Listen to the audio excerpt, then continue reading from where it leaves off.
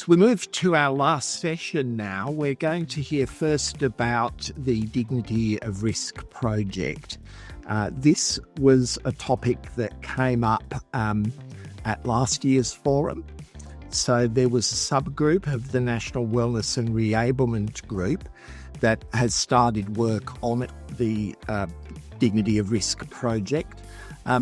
Lisa Dean, who's the Regional Advisor for Sector Support and Development with EACH in Victoria, and Sally Dagg, the Wellness Reablement Consultant for Bellarine Community Health, are going to share with us where the project is up to at the moment. Thank you both. Hi everyone, I hope you can see the slide deck there. Thanks so much for the introduction, Paul. I'm Sally and my colleague Lisa Dean is on screen there with me as well at the moment. And we're here today to share information, as Paul said, about the Dignity of Risk in Aged Care project that's currently underway. Many of you may already be connected to Sector Support and Development in your local area, but if you're not, you might be interested to know that Sector Support and Development positions, otherwise known as SSD, are funded through the Department of Health and Aged Care across Australia to support CHIS providers through the aged care reforms.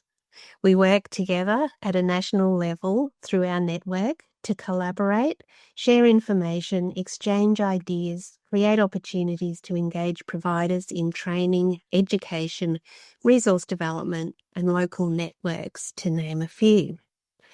This project arose from a need identified by service providers through SSD and is being led by members of the National SSD Wellness and Reablement Working Group, as Paul mentioned. Over to you, Lisa. Thanks, Sally. So as our project suggests, our project title suggests in the opening slide, we're really focused on dignity of risk in aged care. So to get us all on the same page and thinking about what is dignity of risk, there are many definitions, I know, out there on the internet, but generally we describe it as being the fundamental right of individuals to make choices about their own lives, even when those choices might involve certain risks. So, and I just wanted to take a moment, I suppose, to elaborate on that. And if you ask, if you take a moment to think about the potential myriad of activities that we've all chosen to do over the last couple of days, even though there may be some risk associated with them. And personally, I can think about taking a shower, so potential risks associated with hot water and slipping, driving a car to the shops. So, there are risks associated with car accidents and driving too fast or the driving conditions. Making a cup of tea, cooking dinner, or going for a walk or doing some kind of home-based exercise activity where there's potential for a fall or injuring myself. So for many of us, risk is an accepted part of life.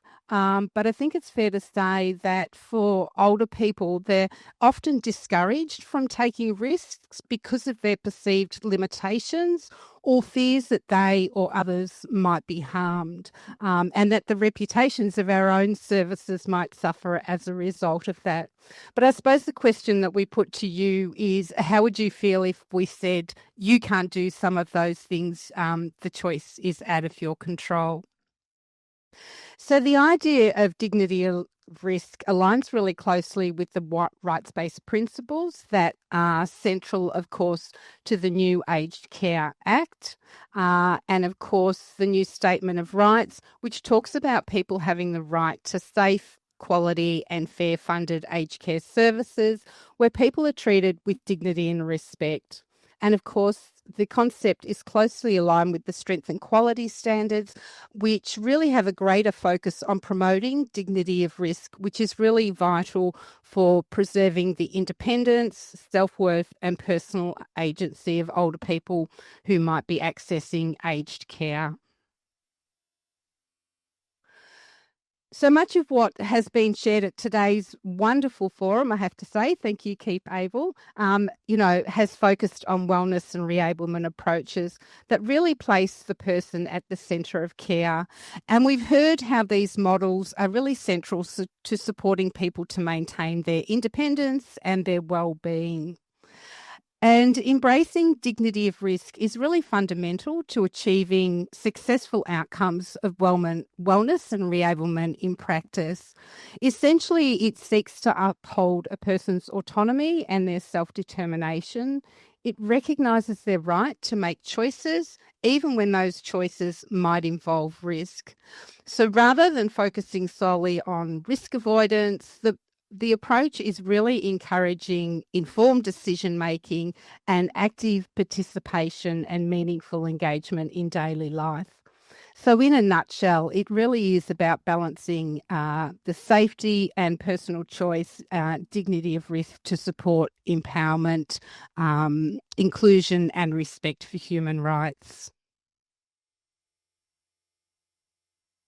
Thanks, Lisa. Dignity of risk is clearly an important consideration for all providers, but we know that it can sometimes be a challenging area to navigate. Thus, our interest in strengthening the understanding and implementation of dignity of risk in CHISP.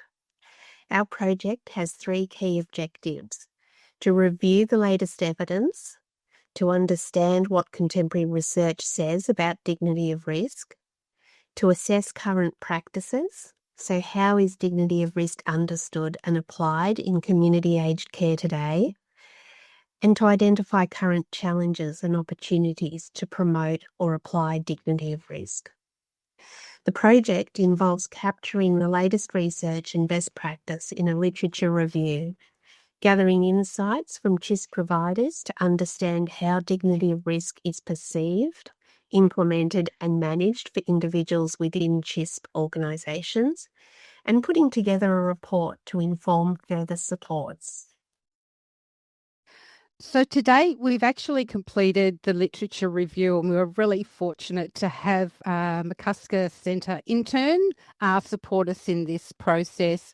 And the literature review really sought to understand, what are the current interpretations of dignity of risk? How are we defining duty of care versus dignity of risk?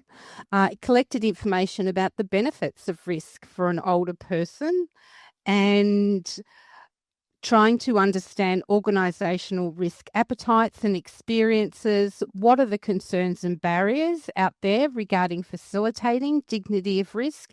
And we were really keen to also identify risk assessment tools and strategies that are currently being used. So while that literature review is complete, we are now really keen to hear from the sector to understand your experience of dignity of risk. And we're looking to do this via a survey, which will be followed by some planned focus groups. And of course, these will precede the release of our final report in June 2025. You can contribute to the collection of information by completing the Dignity of Risk survey. The survey includes 14 questions. It'll take approximately 8 minutes to complete, and all of the results will be identified. You will also be invited to participate in an online focus group discussion. And then this information will be used by the National Sector Support and Development Wellness and Reablement Working Group to build sector capacity to apply dignity of risk with older people. So where to from here? We really encourage you to access the survey via the QR code on your screen. We've also included a link there, and I think Sally will put the link in the chat. Further, we encourage you to share the survey within your organisation, keeping in mind that it does close on the 16th of April. Included in the survey is an offer for you to submit an expression of interest to participate in one of the focus groups that are going to be running in early May. We're really keen to receive input from a wide range of service providers, service types, and different staffing levels within your organisation. So your responses will really help to identify challenges and opportunities for improvement. We're short and sharp today. We wanted to thanks for the opportunity to share information about this project. We really look forward to your input as part of the survey and the focus groups. And I wanted to finish off just in saying that, risk taking is really integral to learning and development and identity. It helps us all to learn new things and find out where our strengths are and where there are opportunities for improvement. Risk also helps us explore differences and new places and people and new relationships. So it's really central to innovation, creative practice, and the exercise of judgment. So we really look forward to your support in furthering this work. Thanks, Paul. Thanks very much, Lisa and Sally. There's a couple of questions that have come through. One is around an area such as medication management, where there's all sorts of rules about how you are meant to administer medications, what qualifications you have to have, etc., etc. And the questioner, Laurie, was just raising that in that sort of context, you often have the older person wanting to do something which a worker can't actually perform for them.